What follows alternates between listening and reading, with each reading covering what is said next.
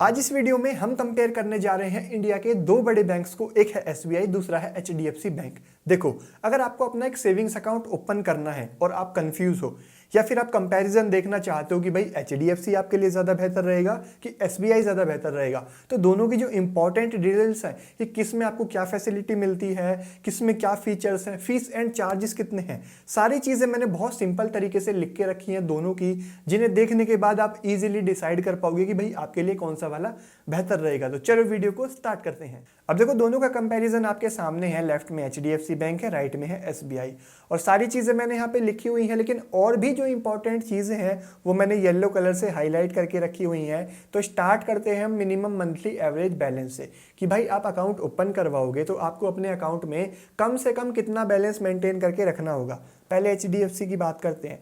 HDFC की जो metro urban cities हैं उसमें आपको 10,000 रुपये का बैलेंस मेंटेन करके रखना होगा, या फिर आपको 1,00,000 रुपये की एफडी 1 साल के लिए करानी होगी। जो सेमी अर्बन ब्रांचेज हैं एचडीएफसी बैंक की, वहाँ पे आपको 5,000 मेंटेन करना है, या फिर आपको 50,000 यानी कि 50,000 रुपये की जो एफडी है वो करानी पड़ेगी 1 साल के लिए। एक यूबी फॉर रूरल। अब ये क्या है, एक यूबी क्या है? देखो, एक यूबी है एवरेज क्वार्टरली बैलेंस। अब ऊपर वाले जो दो थे वहाँ पे आपको मंथली मेंटेन करना है। ये जो रूरल ब्रांचेज है यहाँ पे क्वार्टरली यानी कि 3 महीने में आपको 2,500 रुपये का बैलेंस मेंटेन करना होगा, या फिर 25,000 रुपये की एफडी आप 1 साल के लिए कराओगे तो आपके जो नॉन मेंटेन बैलेंस के चार्जेस है वो नहीं लगेंगे। अब एक सवाल यहाँ पे आ जाता है कि ये जो मेट्रो, सेमी अर्बन या रूरल है, आपको नहीं पता कि भाई आपके एरिया में जो आसपास में एचडीएफसी की ब्रांच है वो कौन सी है। तो आप एक काम कर सकते हो, आपको पता करना है कि वहाँ पे कितना बैलेंस मेंटेन करना होगा। आप अपनी ब्रांच का गूगल पे आप नाम डाल के सर्च करना अपने एरिया की एचडीएफसी की ब्रांच का, वहाँ से नंबर आ जाएगा ब्रांच का। ब्रांच में कॉल करके आप पूछ लेना कि भाई ये ब्रांच सेमी अर्बन है कि रूरल है, किस में आ रही है और वहाँ पे कितना बैलेंस मेंटेन करना होगा। गूगल से नंबर वगैरह नहीं मिलता है तो आप अपने पास की ब्रांच में ही चले जाओ, वहाँ पे पता कर लेना। अब बात करते हैं एसबीआई की। तो देखो, एसबीआई में आपको बहुत बड़ा एडवांटेज मिलता है कि यहाँ पे नो मिनिमम बैलेंस, यानी कि आपको एसबीआई में कोई बैलेंस मेंटेन नहीं करना होगा। अभी के लिए आप जीरो भी कर दोगे तो एसबीआई में आपको एक बड़ा बेनिफिट मिल रहा है कि भाई आपको कोई पैसे अपने अकाउंट में ब्लॉक करके नहीं रखने हैं। कोई यहाँ पे ज़रूरी नहीं है कि आपको कुछ बैलेंस रखना ही पड़ेगा। तो एसबीआई में आपको एक बड़ा एडवांटेज मिलता है। अब आ जाते हैं नॉन मेंटेन चार्जेस पे। एसबीआई में तो कोई मेंटेन के चार्जेस है ही नहीं, क्योंकि वहाँ पे जब आपको कोई बैलेंस ही मेंटेन नहीं करना तो वहाँ पे आपके कोई चार्जेस भी नहीं लगेंगे। लेकिन एचडीएफसी में ये चार्जेस आपको हैं कि जो भी आप अमाउंट अपने कम करते हो, जितना भी आपको मेंटेन करना होता है अपनी ब्रांच के अकॉर्डिंग, या तो उस पर 6% लगेगा या मैक्सिमम आपका 600 रुपये लगेगा। अब दोनों में इंटरेस्ट रेट की बात कर लेते हैं। देखो, एचडीएफसी बैंक में 50 लाख के नीचे आपको 3% पर एनम का इंटरेस्ट मिलता है, और यहाँ पे 50 लाख के ऊपर आपको 3.50 यानी कि 3.5% का rate of interest HDFC bank आपको देता है 1 साल का। वहीं एसबीआई, यहाँ पे अमाउंट बहुत बड़ी लिखी हुई है, 10 करोड़ के नीचे आपको 2.7% पर एनम मिलेगा, और 10 करोड़ के ऊपर आपको 3% मिलेगा। इतना बड़ा डिफरेंस नहीं है, लेकिन 10 करोड़ रुपए यहाँ पे अकाउंट में कोई इतना इजीली रखने नहीं वाला, लेकिन यहाँ पे ये इंटरेस्ट रेट आपको मिलने वाले हैं। अब इन दोनों के भाई फीस और चार्जेस के बारे में बात कर लेते हैं। यहाँ पे लिखा है मैंने ब्रांच फैसिलिटी डिपॉजिट विड्रॉल की ट्रांजैक्शन।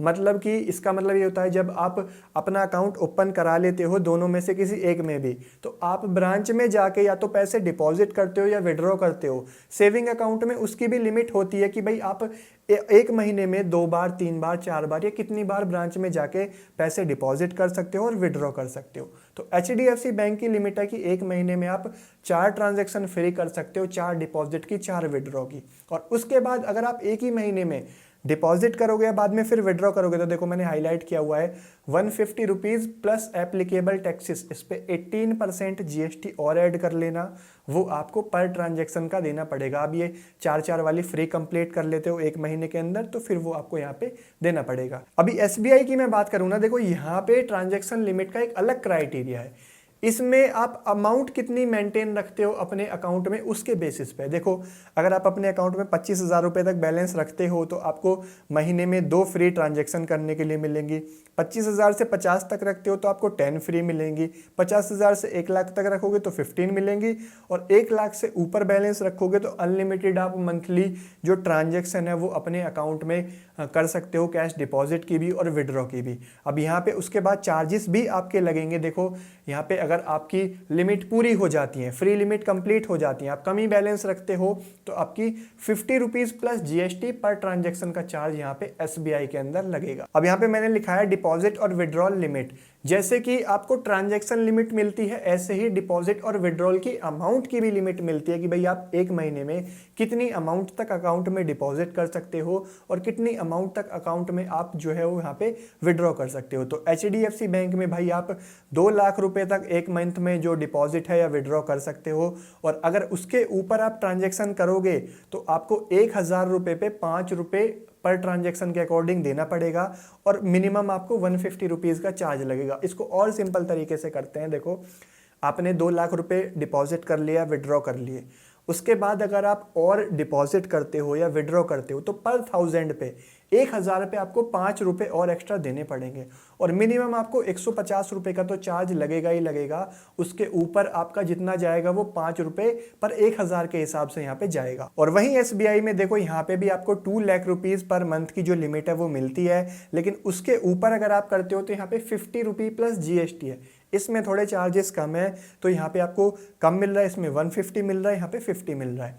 अब दोनों के एटीएम यानी कि डेबिट कार्ड के चार्जेस के बारे में बात कर लेते हैं कि भाई किसके एटीएम में आपको एक महीने में कितने ट्रांजैक्शन कहाँ पे करने के लिए मिलती हैं। तो स्टार्ट एचडीएफसी बैंक से ही करते हैं। एचडीएफसी के एटीएम अगर आप यूज़ करोगे तो एक महीने में आपको 5 फ्री ट्रांजैक्शन करने के लिए मिलेंगी। और अगर आप एचडीएफसी के अलावा अदर बैंक का एटीएम यूज़ करते हो मेट्रो सिटीज़ में, अब यहाँ पे ना 6 मेट्रो सिटीज़ हैं, दिल्ली, मुंबई, कोलकाता, हैदराबाद, बेंगलोर और चेन्नई। इन 6 जगहों पे अगर आप अदर एटीएम यूज़ करोगे तो यहाँ पे आपको 3 फ्री ट्रांजैक्शन मंथली करने के लिए मिलेंगी। और ये जो सिटीज़ मैंने आपको बताई हैं 6, इसके अलावा दूसरी सिटी के एटीएम से अगर आप ट्रांजैक्शन करोगे अदर एटीएम से तो यहाँ पे आपको 5 फ्री ट्रांजैक्शन करने के लिए मिलेंगी एचडीएफसी बैंक में। अब एसबीआई में देखो, ये चीज़ देखें एटीएम की ट्रांजैक्शन लिमिट, तो यहाँ पे थोड़ा सा जो सिस्टम है वो अलग है। यहाँ पे इन्होंने क्या बताया हुआ है कि देखो, अगर आप 25,000 रुपये तक अपने अकाउंट में मेंटेन करके रखोगे या उसके नीचे, तो आपको एसबीआई के एटीएम से एक महीने में 5 फ्री ट्रांजैक्शन करने के लिए मिलेंगी। लेकिन अगर आप अपने अकाउंट में 25,000 के ऊपर बैलेंस मेंटेन करके रखते हो तो आप अनलिमिटेड ट्रांजैक्शन कर सकते हो एटीएम पे जाके एसबीआई के।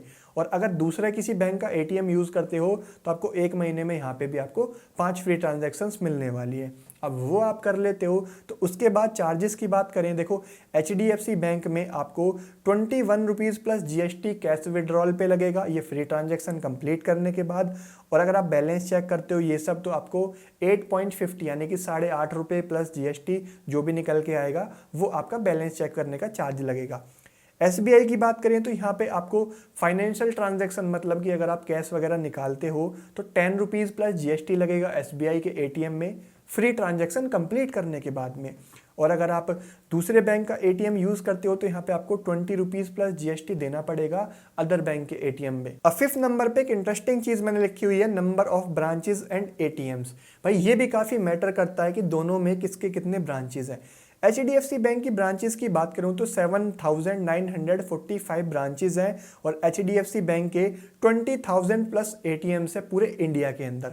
और वहीं अगर हम एसबीआई का ये डेटा देखें ना, तो यहाँ पे देखो 22,000 के अबव तो ब्रांचेस हैं और यहाँ पे 65,000 के अबव एसबीआई के एटीएम है पूरे इंडिया में, यानी कि 3 टाइम्स एक्स्ट्रा है एचडीएफसी बैंक से, काफ़ी ज़्यादा बड़ा है स्टेट बैंक। ये जो डेटा है मैं अभी करंट में मैं वीडियो बना रहा हूँ उस टाइम का है, हो सकता है कुछ टाइम बाद देखो तो दोनों के नंबर्स में थोड़ा बहुत और चेंजेस हो सकता है, लेकिन इस चीज़ से हमको ये पता चलता है कि भाई एसबीआई के जो एटीएम और ब्रांचेज हैं वो बहुत ज़्यादा हैं एचडीएफसी से। अब यहाँ पे देखो चेकबुक मैंने लिख के रखा हुआ है, ये एक ऊपर की चीज़ थी रह गई, मैंने नीचे इंक्लूड कर दी। चेकबुक में क्या है कि भाई आपको अकाउंट ओपन करवाने पे कितने चेक्स मिलेंगे। एचडीएफसी बैंक में आपको 25 चेक लीव की एक बुक मिलेगी, यानी कि आप अकाउंट ओपन करवाओगे तो हर साल आपको 25 चेक की एक बुक मिलेगी। और अगर आप वो 25 चेक की बुक एक साल के अंदर यूज़ कर लेते हो और आपको और चेक की बुक चाहिए तो एचडीएफसी बैंक में 25 चेक की बुक के लिए आपको 100 रुपीज़ पे करने पड़ेंगे। वो बाद में आपके अकाउंट से कट जाएंगे। आप जब रिक्वेस्ट करोगे, चाहे आप ऐप से करना या आप ब्रांच में जाके बोलना, तो 100 रुपीज़ का चार्ज लगेगा। वहीं एसबीआई में आपको 10 चेक की एक बुक मिलती है एक साल के लिए, इसमें कम है। इसके अलावा आपको 10 चेक की एक और बुक चाहिए तो आपको 40 रुपीज़ प्लस जीएसटी, और 25 चेक की एक बुक चाहिए तो 75 rupees plus GST. HDFC bank से थोड़े से यहाँ पे चार्जेस कम है, लेकिन इसमें भी आपको देने पड़ेंगे फ्री वाली चेकबुक यूज करने के बाद, अगर आपको और चाहिए तो। अब नेक्स्ट यहाँ पे मैंने एक चीज़ और इंक्लूड की हुई है, देखो मोबाइल ऐप रेटिंग। आज की डेट में ना बहुत ज़्यादा मैटर करता है कि जो मोबाइल बैंकिंग ऐप है हम उसको बहुत यूज़ करते हैं, मनी ट्रांसफ़र और बहुत सारे काम हम मोबाइल बैंकिंग की ऐप से करते हैं। तो किसको कितनी रेटिंग मिली हुई है, देखो HDFC बैंक की जो ऐप है उस पर 1 मिलियन रिव्यूज़ हैं, रेटिंग है 3.7 स्टार। वहीं SBI की जो योनो ऐप है उसमें भी 1 मिलियन रिव्यूज़ हैं, यहाँ पे जो रेटिंग है वो है 4.2 स्टार, यानी कि HDFC बैंक से थोड़ा ज़्यादा है। अब मैं दोनों के रियल एक्सपीरियंस की बात करूं, मैंने दोनों यूज़ किए हुए हैं।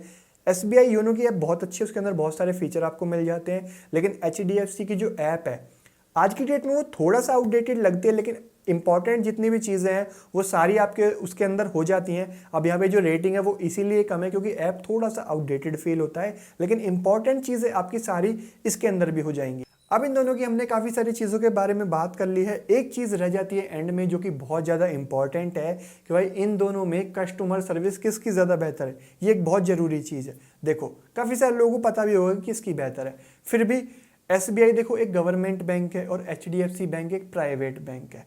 अब ओवरऑल दोनों में मैं सर्विस की बात करूं तो HDFC बैंक की आपको सर्विस ज़्यादा बेहतर मिलेगी, लेकिन SBI की जो मेट्रो सिटीज़ की ब्रांचेज हैं जैसे कि दिल्ली, मुंबई, कोलकाता, इन सभी जो बड़ी बड़ी सिटीज़ हैं, यहाँ पे जो अच्छे शहरों में SBI की ब्रांचेज हैं उनमें भी आपको बहुत अच्छी सर्विस मिल जाती है। लेकिन अगर मैं पूरे पैन इंडिया की बात करूं, दोनों में कंपेयर करूं, तो HDFC बैंक की सर्विस ज़्यादा बेहतर है।